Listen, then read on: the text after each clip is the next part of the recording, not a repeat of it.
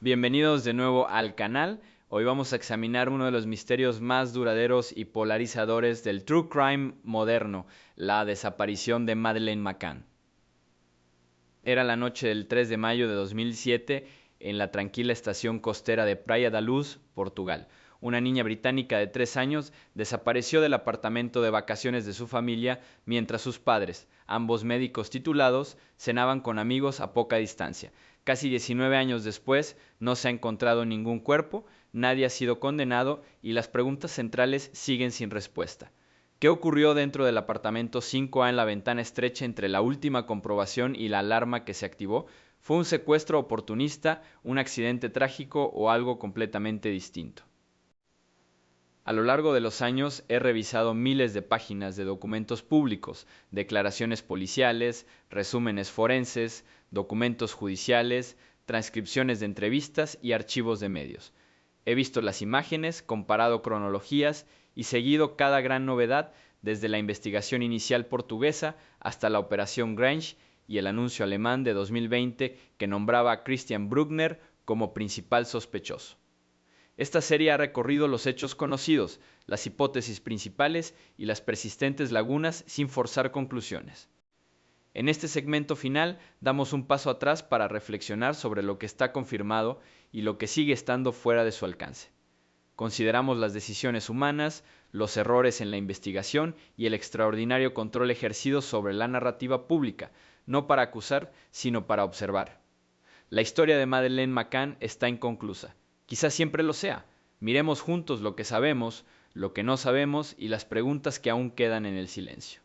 Era la noche del 3 de mayo de 2007 en la estación costera de Praia da Luz, Portugal. Una niña británica de 3 años, Madeleine McCann, desapareció del apartamento de vacaciones de su familia. Un hecho verificado sigue siendo inquietante hasta hoy. Sus padres, ambos médicos cualificados, la habían dejado a ella y a sus hermanos gemelos pequeños dormidos y sin supervisión dentro de un apartamento sin cerrar en la planta baja, mientras cenaban con amigos a unos 50 o 70 metros de distancia en un restaurante de tapas dentro del mismo complejo. He examinado personalmente los registros disponibles, declaraciones y cronologías oficiales. Las personas en el centro de este misterio perdurable son Kate y Jerry McCann. Kate, originaria de Merseyside, trabajaba como médica de cabecera. Jerry, de Glasgow, era cardiólogo consultor. Vivieron en Rothley, Leicestershire, con sus 3 hijos, Madeleine, nacida en 2003, y los gemelos, nacidos en 2006.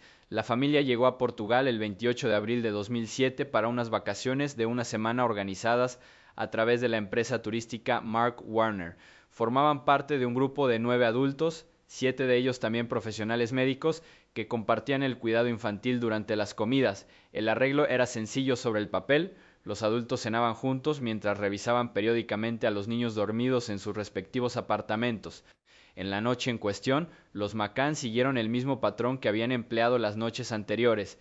Jerry salió del apartamento alrededor de las 21:05 tras comprobar cómo estaban los niños y reportó que los 3 estaban dormidos. Otro miembro del grupo pasó por allí aproximadamente a las 21:30 a las 22:00. Kate volvió al apartamento y encontró la cama de Madeleine vacía, la ventana del dormitorio abierta y las contraventanas levantadas. Ella dio la alarma inmediatamente. En cuestión de minutos el complejo fue alertado y comenzó una búsqueda a gran escala. Nunca se han probado cargos penales contra Kate o Jerry McCann. Las autoridades portuguesas los nombraron arguidos, sospechosos formales, en septiembre de 2007, un estatus basado en gran medida en las alertas dadas por perros detectores de cadáveres y detectores de sangre entrenados en Gran Bretaña en el apartamento y en un coche de alquiler que la familia utilizó más tarde ese mes. Los McCann fueron retirados del estatus de sospechosos en julio de 2008, cuando la investigación portuguesa fue archivada por falta de pruebas suficientes. La policía británica reabrió su propia investigación, Operación Grange, en 2011 y sigue activa. En junio de 2020, los fiscales alemanes identificaron públicamente a un hombre, Christian Bruckner, como el principal sospechoso del presunto asesinato de Madeleine, afirmando estar convencidos de que estaba muerta. A principios de 2026 no se han presentado cargos relacionados con su desaparición.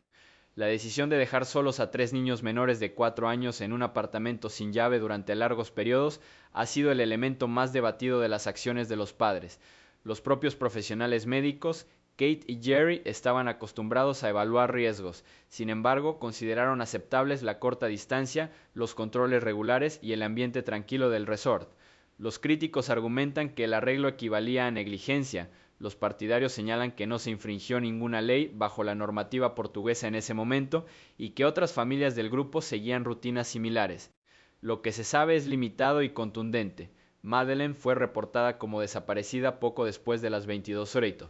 No se encontró ningún rastro confirmado de un intruso en la escena. El apartamento no fue asegurado de inmediato, lo que permitió la entrada de varias personas antes de que comenzara el examen forense.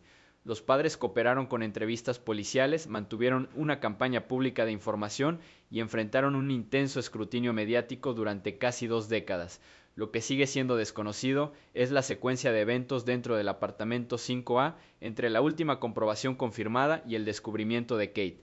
Nunca se ha establecido de forma concluyente si entró un forastero, si ocurrió un accidente o si ocurrió algo completamente distinto esa noche. ¿Cómo puede una niña desaparecer de un apartamento de vacaciones en menos de una hora mientras sus padres están a solo un corto paseo? He revisado yo mismo los informes de los manejadores, resúmenes forenses y cronologías oficiales. Esta hipótesis sugiere que Madeleine murió accidentalmente dentro del apartamento, quizá por una caída, un golpe contra un mueble o otro accidente repentino mientras estaba sin supervisión. En este escenario, sus padres, ante el pánico y el miedo a las consecuencias, ocultaron la muerte y deshicieron del cuerpo en otro lugar. Kate y Jerry McCann eran ambos profesionales médicos, entendían la evaluación de riesgos y la fisiología infantil. De vacaciones con amigos, adoptaron la rutina de dejar a los 3 niños dormidos en el apartamento sin cerrar con llave en la planta baja mientras cenaban en la barra de tapas a unos 50 o 70 metros. Las revisiones se realizaban aproximadamente cada 30 minutos. Jerry comprobó por última vez alrededor de las 21:05 y reportó que los niños dormían normalmente. Otro adulto del grupo entró cerca de las 21:30. Kate regresó a las 22:08 y encontró a Madeleine ausente, con la ventana del dormitorio abierta y las contraventanas levantadas. Gritó y dio la alarma inmediatamente.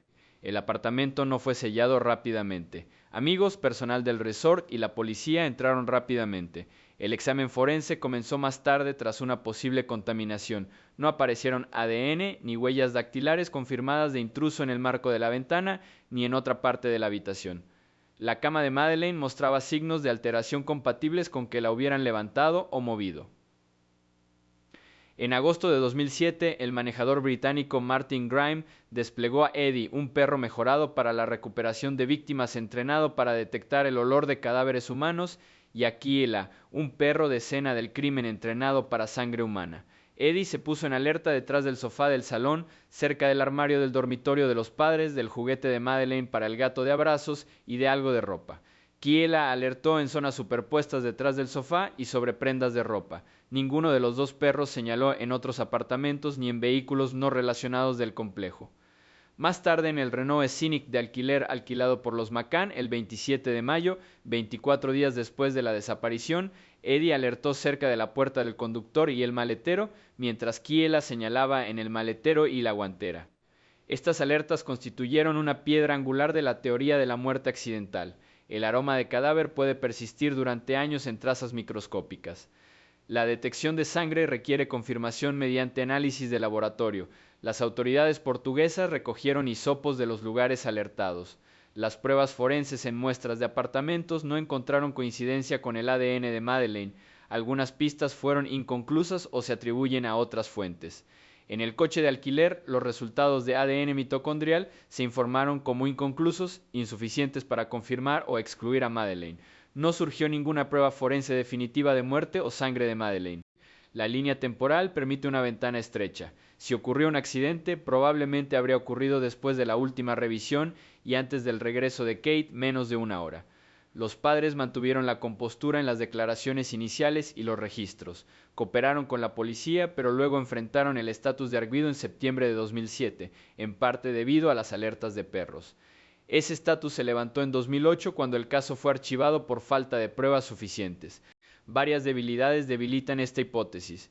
Nunca se ha encontrado ningún cuerpo. No hay pruebas físicas, restos óseos, tejido o sangre confirmada que sitúe la muerte de Madeleine en el apartamento ni la relacione con el coche. Las alertas de perro cadáver, aunque fiables en muchos contextos operativos, no son pruebas concluyentes en los tribunales. Los perros detectan el olor, no la causa de la muerte. Se han planteado falsos positivos, contaminación cruzada o contacto previo con objetos médicos como posibilidades, aunque el guía de los perros destacó su adiestramiento y trayectoria. Los laboratorios forenses no corroboraron las alertas con ADN coincidente. En cuanto a comportamiento, los McCann lanzaron una campaña pública casi de inmediato, apelando a la información en todo el mundo. Regresaron al Reino Unido, enfrentaron una intensa presión mediática y emprendieron acciones por difamación contra medios que insinuaban culpabilidad. Los partidarios argumentan que esto refleja la desesperación de los padres tras perder a un hijo. Los críticos señalan el enfoque en las amenazas externas a pesar de los resultados caninos. Lo que se sabe sigue siendo limitado. Los niños quedaron sin supervisión. Existe una ventana de aproximadamente 55 minutos entre comprobaciones. Perros especialistas alertados exclusivamente sobre objetos y ubicaciones relacionadas con McCann. El seguimiento forense no arrojó coincidencia concluyente con la muerte de Madeleine. Lo que permanece desconocido es decisivo. ¿Ocurrió algún accidente? Si es así, ¿cómo se extraía y ocultaba un cuerpo sin ser detectado? ¿Por qué no hay pruebas más allá de las alertas de olor? ¿Podrían las alertas provenir de otra fuente completamente distinta? Estos elementos invitan a la reflexión. La vida de un niño terminaba en tragedia, ya fuera por accidente, secuestro u otros medios. La ausencia de un cuerpo mantiene la pregunta abierta. ¿Qué secuencia de eventos podría explicar tanto las indicaciones del perro como la completa ausencia de restos físicos? La respuesta, si es que existe, reside en detalles aún ocultos. He examinado declaraciones policiales, transcripciones de entrevistas y resúmenes forenses yo mismo. Esta hipótesis propone que a Madeleine le administraron un sedante, quizá una preparación suave de venta libre o algo más fuerte, para ayudarla a dormir tranquilamente durante la rutina nocturna. Como profesionales médicos, sus padres, Kate y Jerry McCann, poseían conocimientos de farmacología. En este escenario se produjo una reacción no intencionada. Depresión respiratoria, una respuesta alérgica o una sobredosis llevó a su muerte. Los padres, en pánico, ocultaron el resultado. Kate, médica de cabecera, y Jerry, cardiólogo, estaban de vacaciones con amigos, todos ellos siguiendo un patrón similar de cuidado infantil. Los niños fueron colocados en camas o camas de viaje alrededor de las 19:00 o poco después. Los adultos cenaron en la barra de tapas, volviendo periódicamente para comprobar. Jerry visitó alrededor de las 21:05 y notó que los niños dormían con normalidad. Otro adulto comprobó cerca de las 21:30. Kate regresó a las 22:08, encontró la cama de Madeleine vacía, la ventana abierta y dio la alarma. En declaraciones y en su libro, Kate escribió a los gemelos durmiendo profundamente durante el caos que siguió. Notó que permanecían en sus camas a pesar del alboroto, las luces y de que los llevaran a otro apartamento más tarde esa noche. Expresó su preocupación de que un secuestrador pudiera haber administrado sedantes a los 3 niños para facilitar la retirada de Madeleine sin resistencia. Jerry, en entrevistas, repitió esta observación, comentando que los gemelos dormían profundamente a pesar de las perturbaciones, lo que generó preguntas sobre posibles sustancias. La hipótesis se basa en los antecedentes médicos de los padres.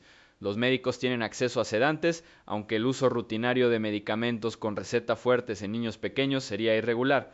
Opciones más suaves, como los jarabes a base de paracetamol como Calpol para el malestar o la fiebre, fueron mencionadas en comentarios públicos como el producto más fuerte jamás administrado. Algunas especulaciones giraban en torno a antihistamínicos u otros productos de venta libre que a veces se usaban de forma informal para dormir. No existe evidencia directa de que los padres administren sedantes. Siguió un examen forense. No se disponían de muestras de sangre ni de tejido de Madeleine para análisis toxicológicos, ya que no se recuperó ningún cuerpo. Las muestras de cabello de los gemelos, tomadas meses después por analistas privados a petición de los McCann, no mostraron rastros de sedantes. Las autoridades portuguesas no realizaron pruebas equivalentes a los gemelos en ese momento, a pesar de solicitudes posteriores. No se realizó ninguna autopsia. Los informes forenses del apartamento y de un coche de alquiler posterior se centraron en ADN y olores a cadáveres, no en residuos de drogas. Los hisopos y análisis no confirmaron compuestos sedantes vinculados a Madeleine. La línea temporal ofrece una ventana estrecha.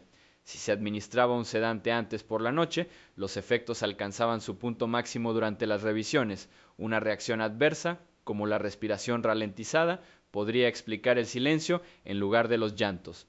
Sin embargo, la ausencia de cualquier historial médico de sedación en la familia, combinada con pruebas negativas de gemelos, debilita la premisa. Varias debilidades destacan. No hay evidencia física que confirme el uso de sedantes en Madeleine ni en los gemelos. No hay recetas, envases ni testimonios de testigos que indiquen administración. La toxicología capilar detecta exposiciones crónicas o recientes, pero no dosis agudas individuales de meses previos. La teoría se basa enteramente en la interpretación del sueño profundo de los gemelos y la experiencia parental, sin corroboración. Los investigadores portugueses exploraron los ángulos de sobredosis en filtraciones mediáticas de 2007, pero los resultados forenses no la respaldaron. Los McCann negaron consistentemente cualquier sedación, calificando las sugerencias de absurdas. Lo que se conoce sigue siendo estrecho. Los niños estuvieron sin supervisión durante los intervalos. Los gemelos mostraron un sueño inusualmente profundo en medio de la interrupción. No fue posible realizar toxicología en Madeleine debido a la falta de restos. Las pruebas privadas de los gemelos dieron negativo para sedantes. Lo que sigue siendo desconocido es central. ¿Se le administró alguna sustancia para ayudar a dormir? Si es así, ¿fue rutinario o excepcional? ¿Podría un secuestrador haber usado sedantes, como Kate se preguntó al principio? ¿Por qué no hay pruebas si ocurrió un accidente médico? Estos detalles invitan a una consideración silenciosa. El sueño profundo de un niño en crisis puede señalar muchas cosas: agotamiento, seguridad en la rutina o algo que se administra. Sin muestras ni restos, el camino permanece en la sombra. ¿Qué eventos precisos ocurrieron en esas horas tranquilas antes de la alarma? El disco guarda silencio donde podrían estar las respuestas. He rastreado personalmente la secuencia de ruedas de prensa, entrevistas, documentos legales y declaraciones públicas. Esta hipótesis sugiere que, tras un incidente no intencionado dentro del apartamento 5A, ya fuera un accidente médico u otro evento imprevisto, Kate y Jerry McCann eligieron proteger sus reputaciones profesionales, sus carreras médicas y el futuro de sus dos hijos restantes, ocultando lo ocurrido y presentando una narrativa alternativa de secuestro. Kate McCann, médica generalista, y Jerry McCann, cardiólogo consultor, tenían ambos casi 30 años en ese momento. Ejercían en las Midlands inglesas, vivían en una cómoda casa de pueblo y eran miembros activos de su comunidad católica local. Sus vidas profesionales requerían confianza pública, conducta ética y antecedentes impecables. Cualquier insinuación de negligencia o algo peor podría acabar con esas carreras de forma permanente. El calendario de su interacción con los medios es preciso. El 4 de mayo, al día siguiente del reportaje, aparecieron en una rueda de prensa en Praia da Luz, visiblemente conmocionados, pidiendo directamente información. En 48 horas aceptaron la oferta de un consultor de relaciones públicas con base en Londres con experiencia en gestión de crisis. A mediados de mayo se había lanzado un sitio web dedicado, se había creado un fondo Find Madeleine y se organizaron apelaciones internacionales. La familia regresó a Gran Bretaña a principios de septiembre de 2007, poco después de ser nombrada arguidos por la policía portuguesa. Desde Rothley continuaron la campaña, entrevistas televisivas con grandes cadenas, reportajes en primera página en periódicos y apariciones en eventos de alto perfil. Cada declaración pública enfatizaba la esperanza, la posibilidad de que Madeleine estuviera viva y la necesidad de pistas creíbles. Las acciones legales llegaron rápidamente. En 2008, tras la suspensión de la investigación portuguesa, los McCann presentaron demandas por difamación en Reino Unido y Portugal contra individuos y publicaciones que habían sugerido su implicación. Varios casos se resolvieron extrajudicialmente con retractaciones y daños y perjuicios. En 2011 demandaron con éxito a un exdetective portugués cuyo libro insinuaba culpabilidad. La sentencia fue confirmada en apelación. Acciones posteriores se dirigieron a los tabloides británicos por titulares y reportajes que los retrataban negativamente. El patrón fue constante: respuesta rápida ante la percepción de difamación, con prioridad en corregir la narrativa pública y proteger el apellido familiar. Los críticos señalan la intensidad de este control mediático como prueba de motivo. Los McCann rara vez permitían acceso no guionizado o fuera de registro. Mantuvieron un portavoz profesional durante años. Las declaraciones públicas a menudo los presentaban como víctimas de periodismo irresponsable en lugar de padres afligidos esperando noticias. Algunos observadores señalaron el contraste entre su forma de presentar en entrevistas y la angustia pura mostrada por otros padres en casos comparables. El enfoque en la intrusión de la prensa, que Jerry describió años posteriores como asfixiante, se convirtió en un tema recurrente, especialmente en las peticiones de una regulación mediática más estricta. Sin embargo, varias debilidades limitan esta hipótesis. Gestionar la reputación bajo escrutinio global no constituye evidencia de ocultación criminal. Las respuestas al trauma varían mucho. Algunos padres se retiran por completo, otros canalizan la energía hacia apelaciones públicas como mecanismo de afrontamiento.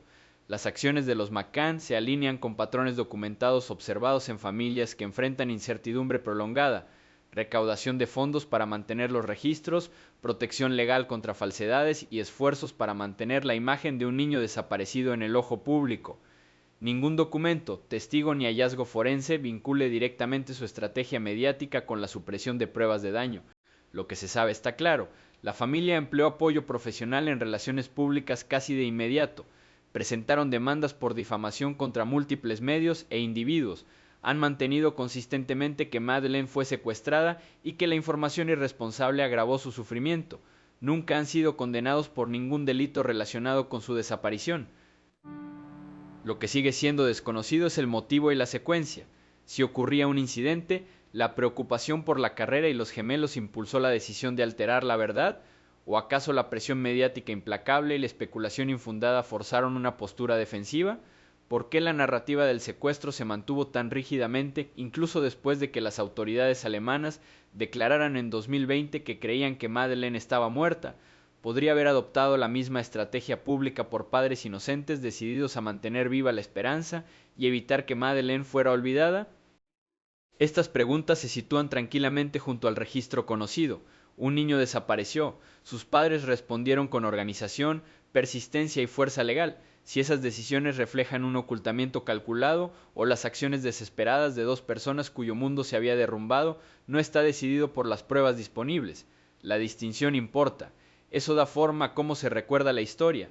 ¿Qué equilibrio preciso entre duelo, miedo y estrategia explica su camino a lo largo de los años siguientes? La respuesta, si existe, está en algún lugar más allá de los comunicados de prensa y las sentencias judiciales. He revisado declaraciones policiales, transcripciones de entrevistas, análisis de comportamiento y comparaciones con otros casos de niños desaparecidos personalmente. Esta hipótesis sugiere que ciertos comportamientos, afirmaciones, expresiones y elecciones de palabras posteriores al incidente por parte de Kate y Jerry McCann eran atípicos, lo que podría indicar engaño o una filtración subconsciente sobre lo ocurrido. El análisis de enunciados, un método que examina los patrones del lenguaje en busca de signos de veracidad o evasión, constituye el núcleo de esta visión, junto con señales no verbales como el lenguaje corporal. Kate y Jerry McCann eran profesionales médicos de vacaciones con amigos. Su rutina consistía en dejar a los niños sin supervisión en el apartamento sin llave mientras cenaban cerca. Tras sonar la alarma, se documentaron las primeras reacciones. Kate parecía frenética, golpeando paredes y aullando, mientras Jerry registraba el apartamento metódicamente. Cooperaron con las entrevistas policiales, pero fueron sometidos a un intenso escrutinio a medida que avanzaba el caso. La cronología de comportamientos comienza inmediatamente. El grito de Kate de "se la han llevado" ha sido señalado en los análisis como inusual. En el análisis de declaraciones, el uso de ellos puede sugerir conocimiento previo o una narrativa guionizada, en lugar del más instintivo alguien que usan los padres en secuestros genuinos, como en el caso de John Bennett Ramsey, donde Patsy Ramsey dijo "tenemos un secuestro". Las comparaciones con casos como el de Susan Smith, que ahogó a sus hijos, inicialmente afirmó haber sido secuestrada, muestran pronombres plurales similares que insinúan una invención. Jerry, en sus primeras declaraciones, utilizó un lenguaje de distanciamiento. En una entrevista de 2011 dijo "vuestro mundo está destrozado" en lugar de "mi mundo", que analistas como Peter Hyatt interpretan como desapego emocional común en relatos engañosos. En las horas y días siguientes surgieron señales no verbales. Imágenes de vídeo del 4 de mayo muestran a Kate aferrándose con fuerza al juguete de gato de Madeleine, con el rostro demacrado y la mirada baja, mientras Jerry parecía más serena, hablando directamente a las cámaras. Expertos en lenguaje corporal han señalado los frecuentes parpadeos de Jerry y su mirada desviada en entrevistas, posibles indicadores de estrés. Las expresiones de Kate a menudo cambiaban de llorosas a estoicas, lo que algunos comparan con la actitud de Casey Anthony durante la desaparición de su hija, un gesto plano en medio de la crisis. En una entrevista de 2007, Kate describió que los gemelos durmieron muy profundamente en medio del caos, lo que generó especulaciones sobre la sedación, aunque no está probado. Los puntos de inflexión amplificaban el escrutinio. En agosto de 2007, tras la alerta de perros cazavívores, la policía portuguesa interrogó a los McCann. Kate invocó su derecho a guardar silencio 48 veces, citando asesoramiento legal, una medida que los analistas consideran evasiva, aunque defendible bajo presión. Las respuestas de Jerry incluían frases como "quiero decir, te quiero", dirigidas hipotéticamente a Madeleine, que Hyatt califica de despectivas, carentes de la urgencia cruda que se ven padres como John Walsh tras el secuestro de su hijo. La entrevista de la BBC de 2011 supuso otro cambio. Jerry se refirió a la situación en la que estábamos como ahogamiento y asfixia, palabras que algunos interpretan como fugas, referencias subconscientes a una muerte oculta, similares a los deslices de Chris Watts antes de confesar los asesinatos de su familia. Las apariciones públicas añadían capas. En el testimonio parlamentario de 2008, Jerry se centró en la intrusión mediática llamándola monstruosidad, mientras que el libro de Kate Madeleine, 2011, detallaba la agitación emocional pero usaba un lenguaje pasivo. Fuimos atormentados. Los analistas señalan la evitación de la agencia directa en contraste con los padres de Elizabeth Smart, que hablaban de manera vulnerable y sin desviar la atención. Las comparaciones con el caso de Sarah Payne muestran que los padres canalizan el duelo en defensa sin demandas. Los McCann demandaron a medios por difamación, ganando acuerdos, que los críticos consideran que controlan la narrativa.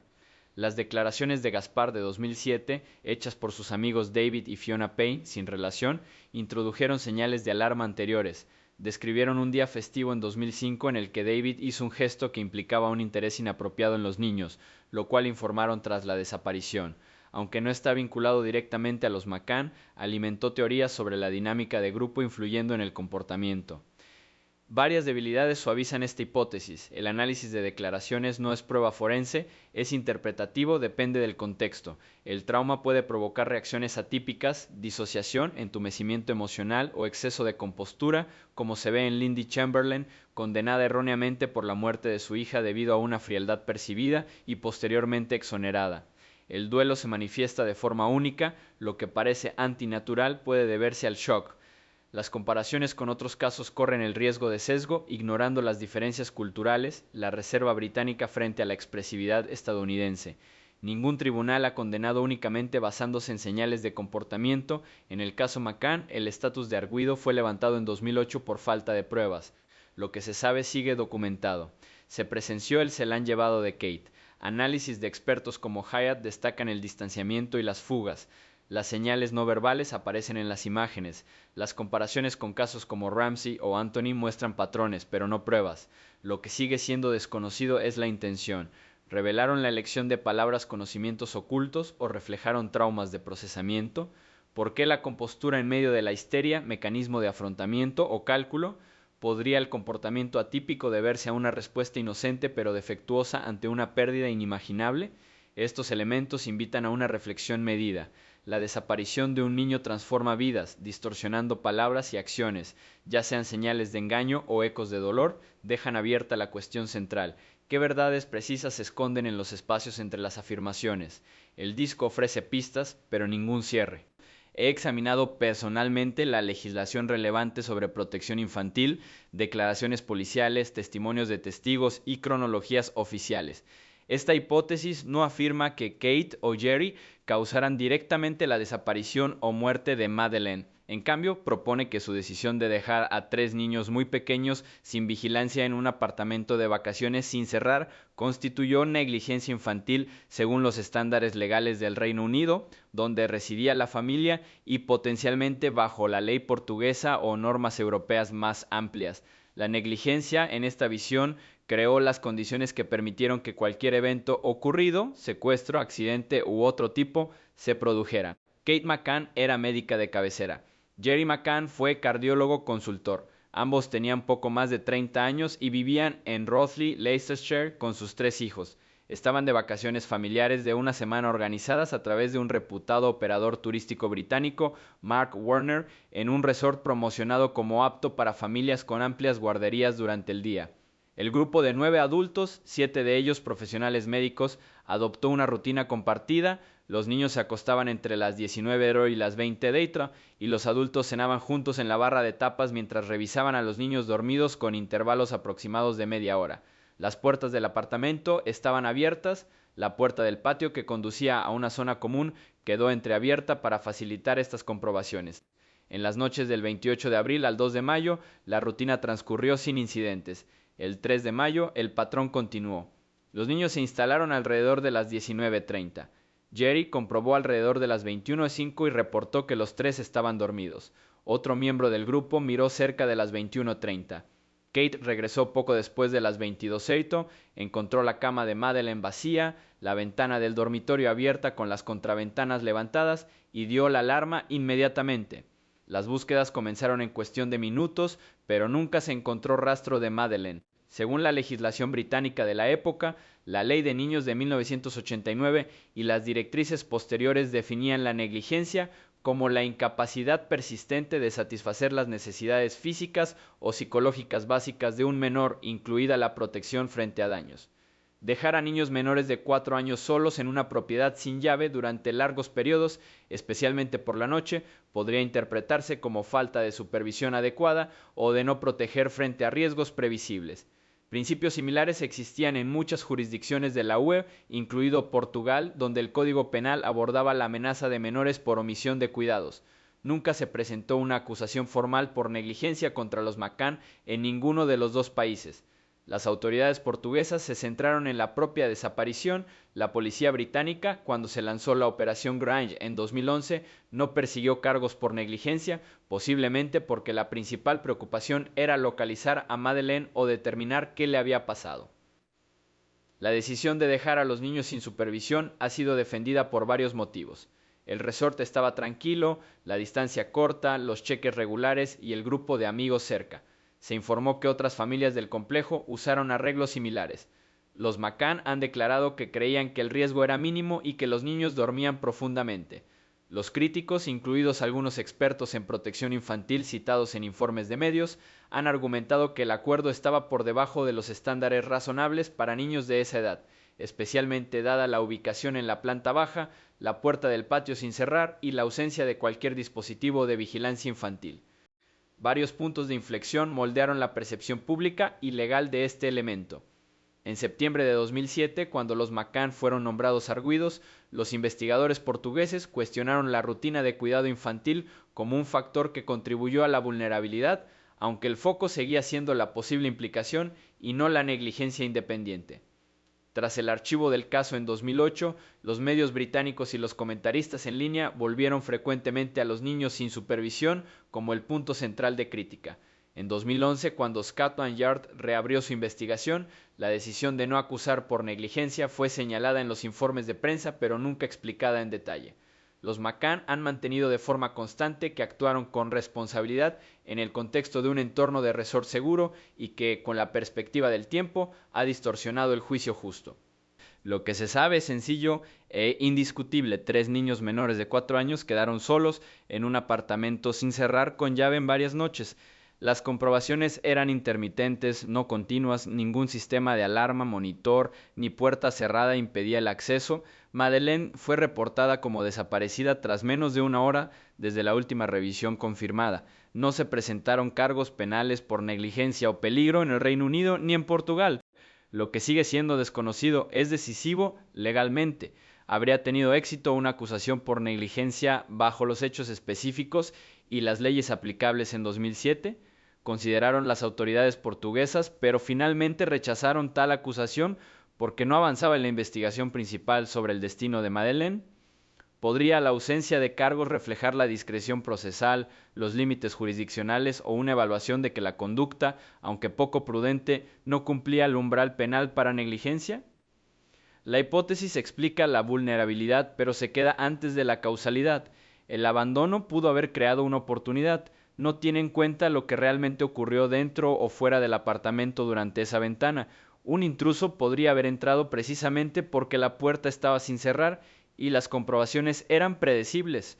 Un accidente podría haber ocurrido precisamente porque no había ningún adulto presente para intervenir. Por tanto, la teoría del abandono ocupa un espacio estrecho, aborda la responsabilidad sin resolver la desaparición en sí. Estas distinciones importan. Una niña desapareció de un apartamento de vacaciones mientras sus padres estaban a un corto paseo. La decisión de dejarla a ella y a sus hermanos sin supervisión ha sido objeto de debate durante casi 19 años. Si esa decisión se convirtió en negligencia criminal, si debería haber tenido consecuencias legales o si fue simplemente un trágico error de juicio cometido de buena fe, sigue sin resolver en la ley y en la opinión pública. ¿Qué estándar preciso de atención debería aplicarse a los padres que están de vacaciones en un resort con baja criminalidad? ¿En qué momento la revisión intermitente se convierte en una supervisión insuficiente?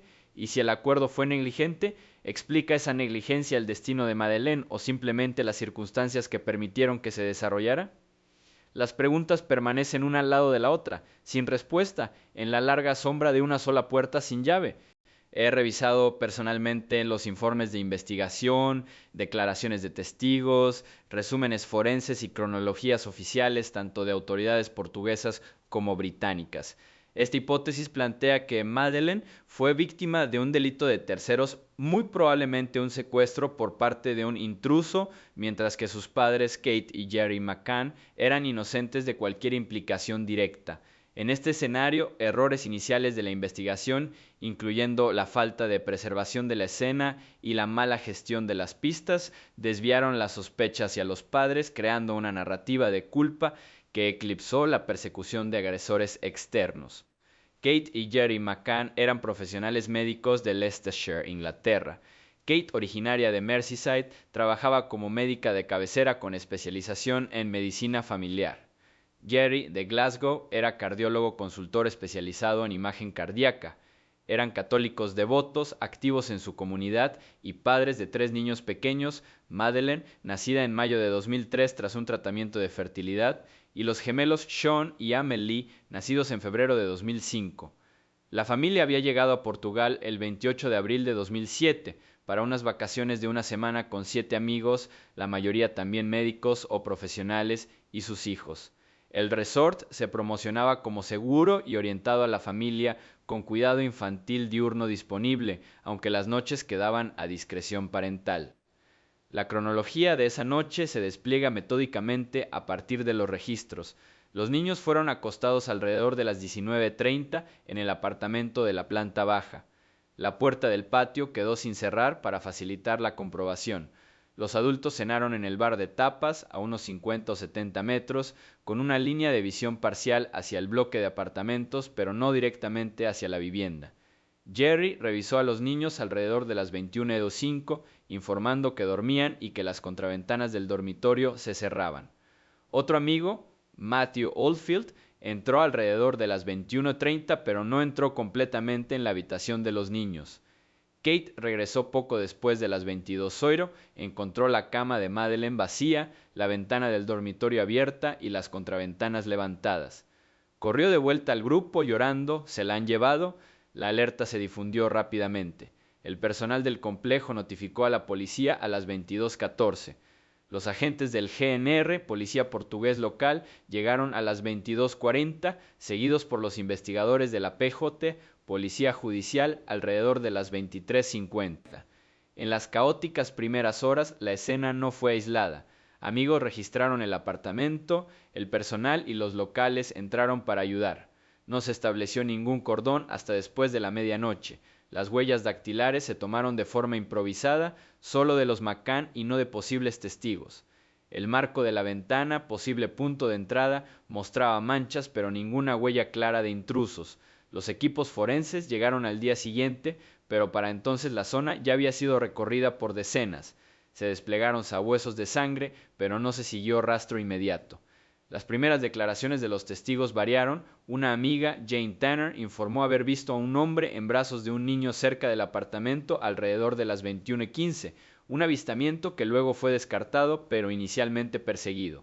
Los puntos de inflexión llegaron rápidamente y agravaron los errores. El 4 de mayo, la policía portuguesa se centró en el secuestro, pero no emitió inmediatamente una emisión al estilo Alerta Amber, citando retrasos en el proceso. Los medios de comunicación llegaron amplificando cada detalle.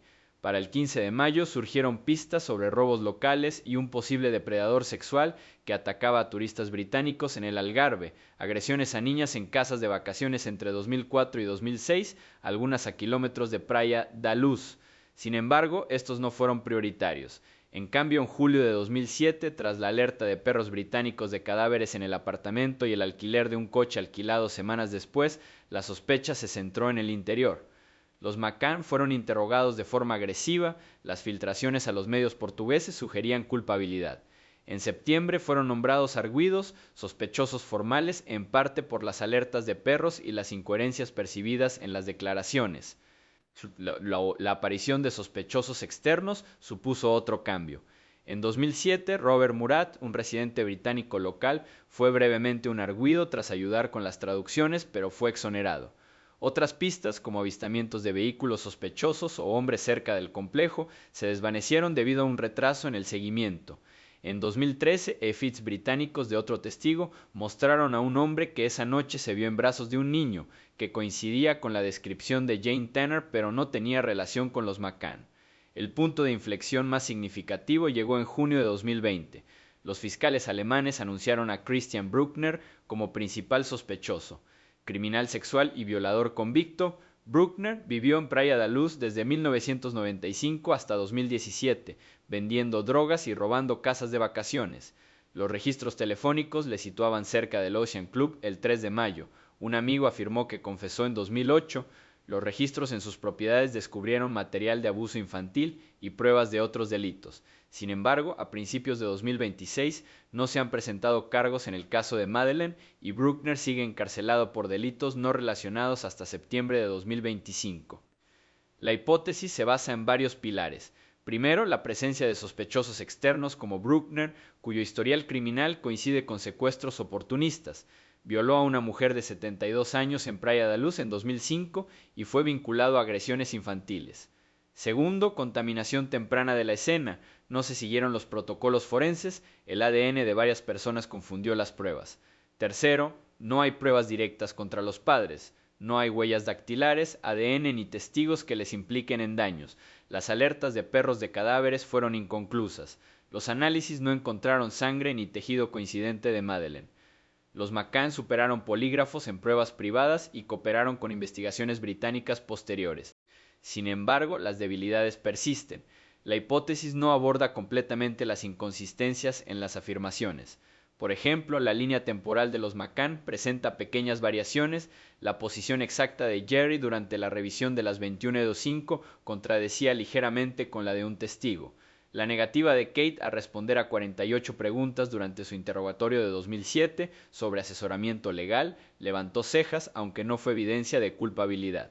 Quedan huecos en la línea temporal, los 55 minutos entre revisiones dejan espacio para preguntas sin respuesta sobre lo que ocurrió dentro del apartamento. ¿Por qué no gritos ni disturbios si entraba un intruso? ¿Cómo se abrió la ventana sin huellas dactilares? Estos vacíos permiten que las teorías alternativas persistan, incluso cuando las pistas externas apuntan hacia afuera. Lo que se sabe forma una base sólida. Un sospechoso externo, Bruckner, estaba en la zona con antecedentes de crímenes similares. La escena se vio comprometida desde el principio por múltiples participantes. No hay pruebas forenses que vinculen directamente a los padres con el destino de Madeleine. La investigación pasó de secuestro a sospecha de los McCann tras alertas de perros, pero estas no fueron corroboradas. Operation Grange, la revista británica, ha gastado más de 13 millones de libras desde 2011 en seguir pistas, incluido el ángulo alemán. Lo que sigue siendo desconocido es el corazón del caso.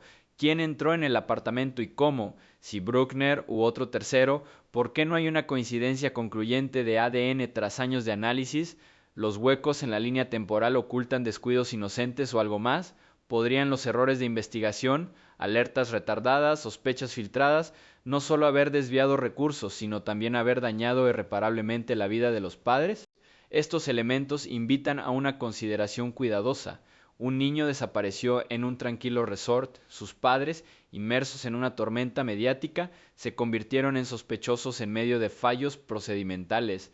Si esos fallos enmascaraban un delito de terceros o simplemente una incertidumbre prolongada, el registro deja lugar a dudas.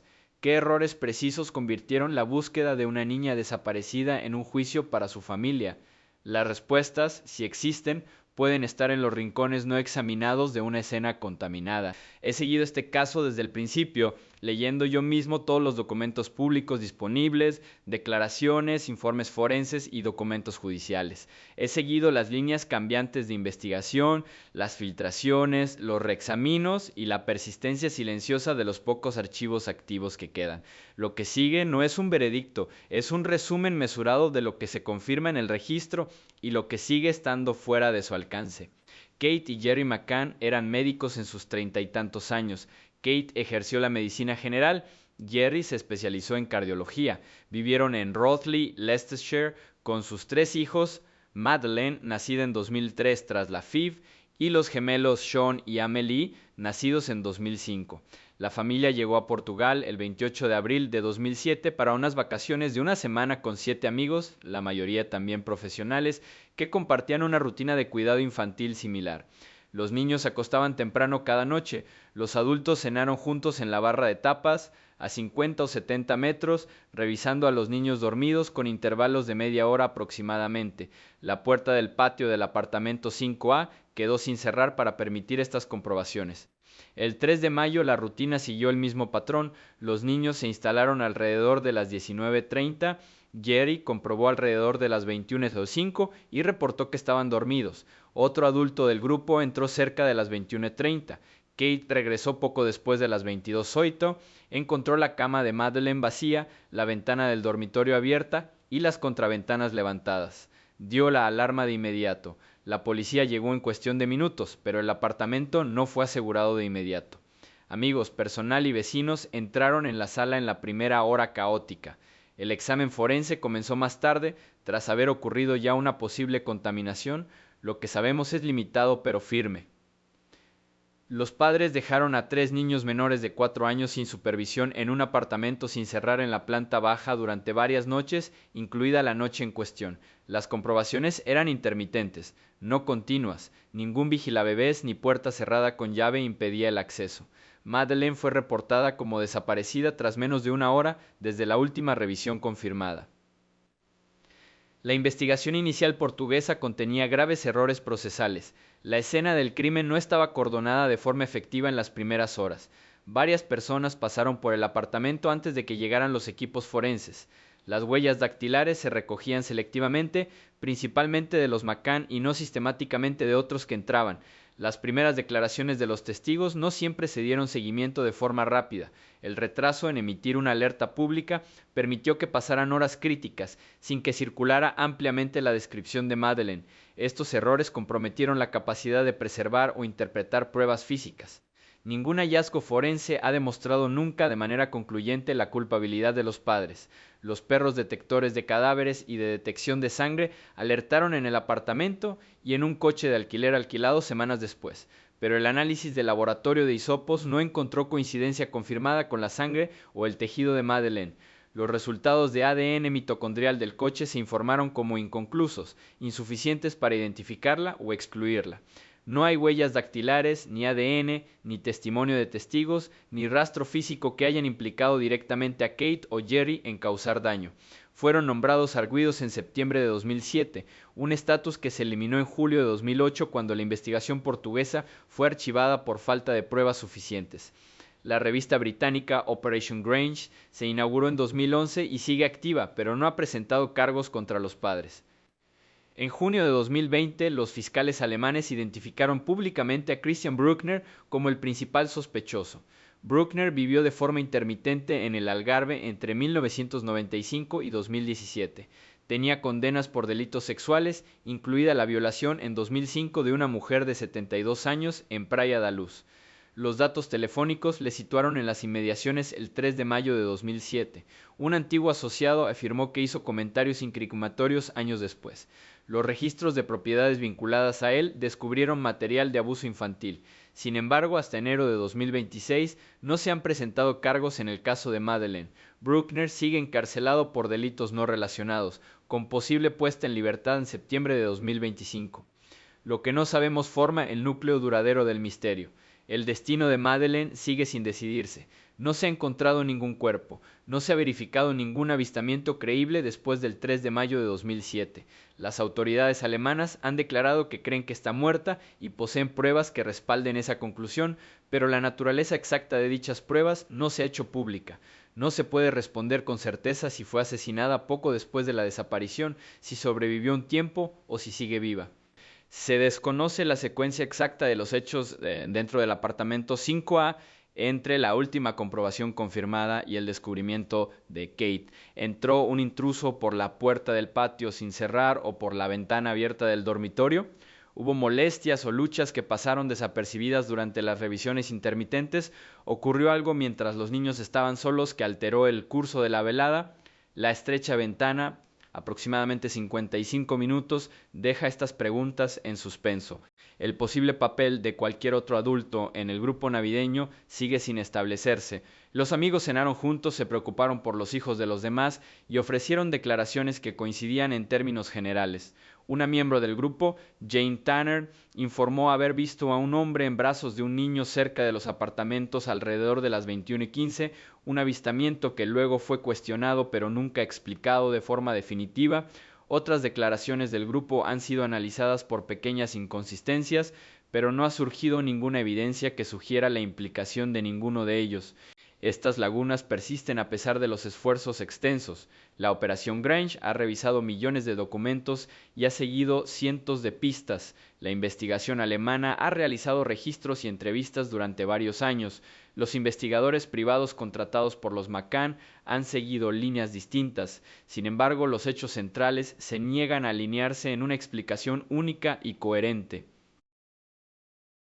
Al final, el caso se basa en un puñado de certezas rodeadas de silencio. Una niña desapareció de un apartamento de vacaciones mientras sus padres estaban a un corto paseo. La escena fue comprometida antes de poder examinarse adecuadamente. Nunca se ha condenado a sus padres ninguna prueba forense. Un sospechoso identificado con antecedentes de delitos sexuales graves vivía en la zona en ese momento y sigue bajo escrutinio. Más allá de eso, el registro ofrece fragmentos, alertas de perros sin corroboración, mensajes de llamadas sin contexto, testimonios de testigos que se contradicen o se desvanecen, líneas temporales con discrepancias pequeñas pero persistentes. ¿Qué eventos precisos ocurrieron en esos minutos tranquilos antes de que se diera la alarma? ¿Fue la desaparición obra de un oportunista desconocido, un trágico accidente oculto en pánico o algo completamente distinto? ¿Cerraron los primeros fracasos en la investigación caminos que podrían haber llevado a respuestas o simplemente prolongaron un caso ya irresoluble? Y si Madeleine ya no está viva, ¿dónde reside la verdad sobre sus últimos momentos? He revisado personalmente todas las entrevistas importantes, comunicados de prensa, extractos de libros, documentos legales y apariciones en los medios. Lo que sigue no es una acusación, es un análisis de cómo dos padres, lanzados a una pérdida inimaginable, asumieron un grado extraordinario de control sobre la historia que se ha contado sobre su hijo desaparecido durante casi 19 años. Kate y Jerry McCann eran médicos titulados en sus treinta y tantos años. Kate ejerció como médica general, Jerry era cardiólogo consultor, vivieron en Rothley, Leicestershire, con sus tres hijos, Madeleine, nacida en 2003 tras un tratamiento de FIV, y los gemelos Sean y Amelie, nacidos en 2005. Habían llegado a Praia da Luz el 28 de abril de 2007 para unas vacaciones familiares de una semana con 7 amigos, la mayoría también profesionales, que compartían una rutina similar de cuidado infantil por la noche. El 3 de mayo, tras acostar a los niños, los adultos cenaron en el bar de tapas a 50 o 70 metros, revisándolos aproximadamente cada media hora. Alrededor de las 22:00, Kate descubrió la cama de Madeleine vacía, la ventana del dormitorio abierta y las contraventanas levantadas. Dio la alarma de inmediato. Desde las primeras horas los McCann no dejaron contar su historia al azar. El 4 de mayo celebraron una breve rueda de prensa en Praia da Luz. Hablaron de esperanza, del coloboma distintivo de Madeleine en su ojo derecho y de la urgente necesidad de información. En pocos días contrataron a Clarence Mitchell, un ex periodista de la BBC y experimentado responsable de prensa gubernamental, quien se convertiría en su portavoz principal durante años. Un sitio web dedicado, findmadeleine.com, se lanzó el 12 de mayo, el cuarto cumpleaños de Madeleine. Se registró un fondo Find Madeleine como entidad benéfica. Se organizaron apelaciones internacionales, entrevistas con la BBC, Sky News, CNN y la televisión portuguesa. La elección de cuándo hablar y cuándo guardar silencio fue deliberada. Inmediatamente después de la desaparición, los McCann aparecieron con frecuencia, visiblemente emocionados, suplicando directamente al público. Kate solía agarrar el juguete de gato de Madeleine. Jerry habló de la devastación de la familia. Sin embargo, tras ser nombrados arguidos en septiembre de 2007, las apariciones públicas se volvieron más selectivas. Regresaron a Gran Bretaña y durante varios meses se retiraron en gran medida del foco mediático. Cuando hablaban, el idioma era cuidadosamente elegido. Madeleine siempre se describía como desaparecida, secuestrada o llevada. La palabra desapareció se usó con moderación, muerto nunca se usó en sus declaraciones. Mantenían un control estricto sobre el acceso, los periodistas debían enviar sus preguntas con antelación, las conversaciones fuera de registro eran raras. Cuando aparecieron filtraciones en la prensa portuguesa que sugerían sospecha policial, los McCann respondieron rápidamente con acciones de difamación. Entre 2008 y 2011 persiguieron y ganaron casos por difamación contra varios periódicos y un ex-detective portugués cuyo libro daba a entender su implicación. Los acuerdos incluyeron disculpas en la portada y daños sustanciales. En 2011 desafiaron con éxito un documental de Netflix para que remitiera material en disputa. El patrón fue constante. Las amenazas percibidas a la narrativa fueron respondidas con fuerza legal. Compárese este enfoque con otras familias que han sufrido la desaparición de un niño. En el caso de John Bennett Ramsey, los padres John y Patsy concedieron numerosas entrevistas no guionizadas en los primeros días, a menudo pareciendo crudas y contradictorias. Posteriormente se retiraron completamente de los medios. Tras la desaparición de Elizabeth Smart, Ed y Lois Smart hablaron abiertamente, pero permitieron que la historia fuera moldeada en gran medida por las fuerzas del orden y los medios de comunicación. En el caso de J.C. Dugard, su padrastro Carl Provin hablaba con frecuencia y con emotividad, a veces chocando públicamente con otros miembros de la familia. En el caso de Madeleine McCann, en cambio, los padres conservaron la autoría principal de la historia. Rara vez permitían acceso no guionizado, no expusieron los desacuerdos internos familiares, no permitían que los periodistas entrevistaran a los gemelos más allá de momentos cuidadosamente controlados. El lenguaje de los McCann evolucionó de maneras que reflejaban la intención estratégica. Las primeras declaraciones enfatizaban la posibilidad de que Madeleine estuviera viva y bien. Después de 2011, cuando comenzó la Operación Grange y el sospechoso alemán emergió en 2020, continuaron hablando de esperanza mientras reconocían la probabilidad de que Madeleine estuviera muerta. Sin embargo, nunca se desviaron de la afirmación principal: secuestro por un intruso desconocido. Los detalles sobre la propia velada, la puerta del patio sin llave, las comprobaciones intermitentes fueron reconocidos pero rara vez se ofrecieron voluntariamente. En cambio, se hizo hincapié en la necesidad de información creíble, en el derecho a la privacidad de los gemelos y en el impacto de la información irresponsable. Este nivel de control narrativo es inusual en casos de niños desaparecidos de alto perfil. La mayoría de las familias, abrumadas por el dolor y el escrutinio, ceden gran parte de la narración a la policía o a los periodistas. Los McCann no lo hicieron. Contrataron profesionales para gestionar las relaciones con los medios. Crearon un fondo que se convirtió en un vehículo permanente para las apelaciones. Escribieron un libro, Madeleine, publicado en 2011, que presentaba su relato con un detalle exhaustivo manteniendo la narrativa del secuestro. Jerry ha intervenido en investigaciones públicas sobre la regulación de la prensa. Kate ha descrito el coste personal de la cobertura constante. Juntos moldearon no solo cómo se recordaba a Madeleine, sino también cómo se percibía la propia investigación. Lo que sabemos es claro por el registro público. Dos padres perdieron a un hijo y respondieron asumiendo un papel activo en contar la historia de esa pérdida. Eligieron sus momentos para hablar, eligieron sus palabras con cuidado, defendieron la narrativa legalmente cuando creían que estaba en peligro. Nunca han sido condenados por ningún delito relacionado con la desaparición de Madeleine. Lo que sigue siendo desconocido es la motivación detrás de ese control. ¿Era simplemente el instinto de dos profesionales formados protegiendo a sus hijos restantes de más daños? ¿Fue un escudo necesario contra una tormenta mediática global que podría haber destruido sus vidas? ¿O la determinación de controlar la historia tenía otro propósito? ¿Quizá mantener una versión de los hechos que coincidiera con su propia comprensión de lo ocurrido aquella noche? Si la narrativa del secuestro es cierta, ¿por qué sintieron la necesidad de gestionar cada aspecto de su narración con tanta precisión? Si ocurrió algo más dentro del apartamento 5A, ¿podría haberse ejercido el mismo nivel de control sin un secreto compartido? Ante una pérdida inimaginable, ¿es posible que dos personas lleven la misma verdad y a la vez ejerzan grados tan diferentes de silencio y discurso? Estas no son preguntas que exijan una respuesta inmediata. Son observaciones extraídas de casi 2 décadas de declaraciones públicas, acciones legales y apariciones cuidadosamente seleccionadas. La historia de Madeleine McCann se ha contado principalmente a través de las voces de sus padres. Si ese control refleja autopreservación, defensa estratégica o algo más complejo, queda para que cada uno de nosotros lo considere. El historial no lo resuelve, quizá nunca lo haga. He visto las imágenes una y otra vez, entrevistas en crudo desde mayo de 2007 hasta años posteriores, comparaciones lado a lado de sus apariciones públicas, transcripciones de declaraciones policiales y testimonios en juicio en acciones de difamación no relacionadas. Lo que sigue no es una acusación, es un examen de dos personas sometidas a la misma presión insoportable, pero que responden de formas notablemente diferentes.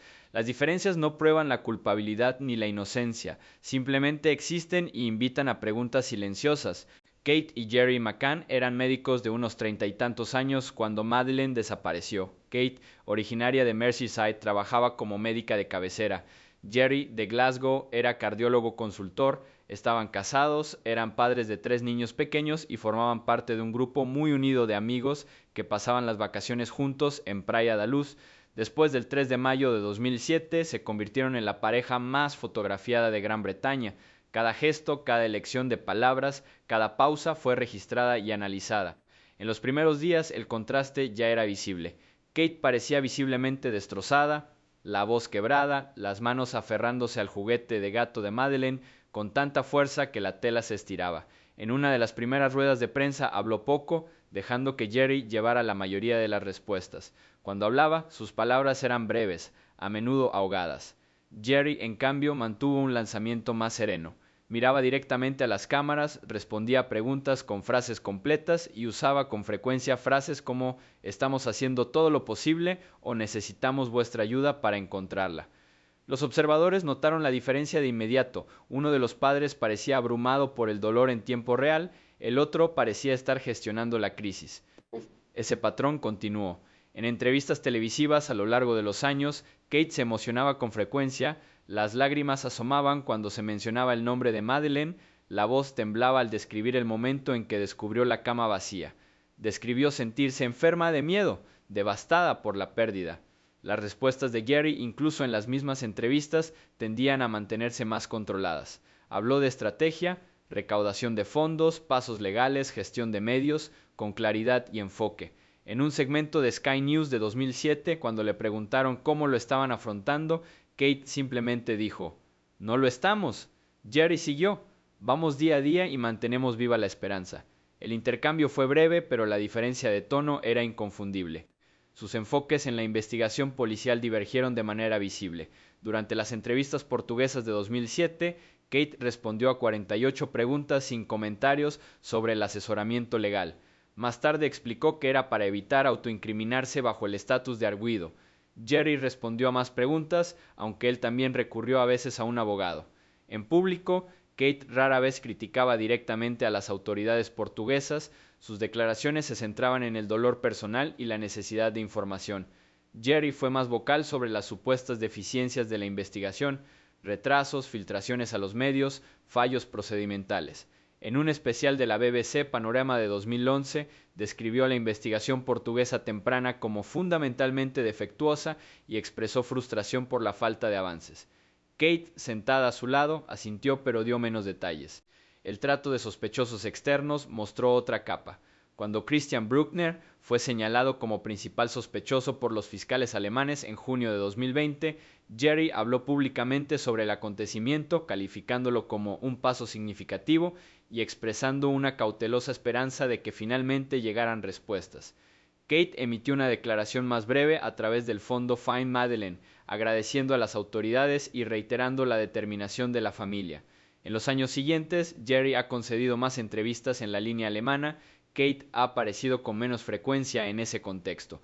Ninguno de los dos ha descartado públicamente a Bruckner de inmediato, pero su compromiso con el liderato no ha sido idéntico. Las relaciones con los medios siguieron un patrón similar.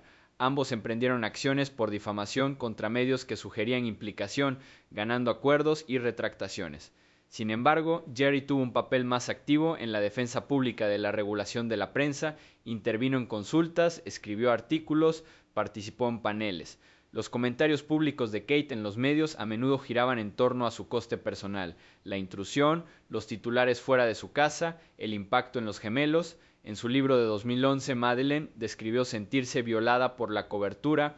El prólogo de Jerry se centró más en la necesidad de un periodismo responsable y salvaguardas legales. Estas diferencias no están ocultas, están ahí en el archivo, clips lado a lado, declaraciones paralelas, entrevistas separadas. Algunos observadores interpretan el contraste como evidencia de realidades emocionales separadas, un progenitor ahogándose en el dolor, el otro intentando superarlo. Otros lo ven como dos personas que afrontan el mismo trauma de las únicas formas que conocían, Kate interior y cruda, Jerry exterior y estructurada. Otros más preguntan si la divergencia insinúa algo más profundo, diferentes niveles de conocimiento, distintas cargas llevadas en silencio. Lo que sabemos se limita a lo que se dijo y se hizo en público. Dos padres perdieron a un hijo, ambos cooperaron con la policía, ambos mantuvieron que Madeleine fue secuestrada, ambos buscaron todas las vías legales para proteger su reputación y mantener vivo su nombre. Ninguno ha sido condenado nunca por ningún delito relacionado con su desaparición. Lo que sigue siendo desconocido es el paisaje interior. En las horas privadas, tras dar la alarma, experimentaron la misma versión de los hechos. Cuando se miraron al otro lado de la sala, veían la misma verdad. Si había un secreto, por pequeño que fuera, ambos lo llevaban por igual o uno más llevaba un hombro. En un matrimonio bajo tal presión, es posible que dos personas tengan los mismos hechos y respondan en registros completamente diferentes. Estas no son preguntas que exijan una respuesta esta noche, son observaciones extraídas del registro público, colocadas una al lado de la otra para su reflexión. El duelo no llega en uniforme. El trauma remodela el habla, el gesto, el momento. Dos personas pueden sobrevivir a la misma noche y salir cargando con pesos diferentes. Si ambos son inocentes, ¿por qué sus versiones públicas divergen tan fuertemente? Si algo estaba oculto, ¿cómo podían dos personas compartir el mismo silencio y hablar con voces tan diferentes? A la sombra de una pérdida inimaginable, ¿pueden dos corazones permanecer perfectamente alineados? El historial no lo resuelve, quizá nunca lo haga. Si este análisis te ha llevado a pensar de forma diferente sobre el caso o simplemente a seguir haciendo preguntas, te agradecería que quisieras el vídeo, lo compartieras con otros que sigan crímenes reales de forma responsable y dejara un comentario abajo con tus propias observaciones. Sin especulaciones, sin acusaciones, solo lo que los hechos y las imágenes te hacen considerar. La conversación sigue abierta. Y así el disco se cierra, no con respuestas, sino con preguntas que se niegan a desvanecerse. Sabemos que Madeleine McCann fue reportada como desaparecida poco después de las 22 horas del 3 de mayo de 2007. Sabemos que sus padres dejaron a 3 niños menores de 4 años sin supervisión en un apartamento sin llave. Sabemos que la escena se vio comprometida en la primera hora caótica. Sabemos que ninguna prueba forense ha demostrado de forma concluyente la implicación de los padres en su destino. Sabemos que un sospechoso identificado con antecedentes documentados de delitos sexuales graves vivía en la zona en ese momento y sigue bajo investigación. Más allá de estas certezas se esconde una larga sombra de incógnitas, el destino de Madeleine, la secuencia precisa dentro del apartamento 5A, la importancia de cada pequeña discrepancia, el papel, si es que hay alguno, de cualquier otra persona presente esa noche. Ningún tribunal ha resuelto el asunto. No se ha recuperado ningún cuerpo, no ha surgido ninguna prueba definitiva que cierre el expediente, lo que queda es el peso de una sola noche y las decisiones tomadas en ella, decisiones que remodelaron vidas, lanzaron campañas globales, desencadenaron acciones por difamación y mantuvieron la esperanza y el escrutinio en igual medida. El duelo no sigue un solo camino. El trauma remodela el habla, el silencio, la estrategia. Dos padres pueden soportar la misma pérdida y salir cargando con cargas diferentes. Un niño puede desaparecer en menos de una hora, mientras los adultos que la quieren están a solo un corto paseo. Ya fuera que esa desaparición fuera obra de un desconocido, la consecuencia de un lapsus momentáneo o algo oculto a plena vista, la verdad, si existe, reside en algún lugar entre lo que se dijo, lo que se hizo y lo que nunca se explicó. Madeleine Beth McCann cumpliría hoy 22 años. Sigue desaparecida. Todavía se la recuerda. Gracias por seguir con esta serie hasta el final. Si alguna parte de esto ha despertado la reflexión o ha renovado tu interés en cómo se cuentan y recuentan casos como este, te agradecería que quisieras ver el vídeo, compartirlo con otros que sigan el True Crime con reflexión y dejar un comentario abajo con tus propias observaciones mesuradas. Sin especulaciones, sin prisas por juzgar, solo lo que los hechos y el largo silencio te hacen considerar. La conversación sigue abierta. Hasta la próxima.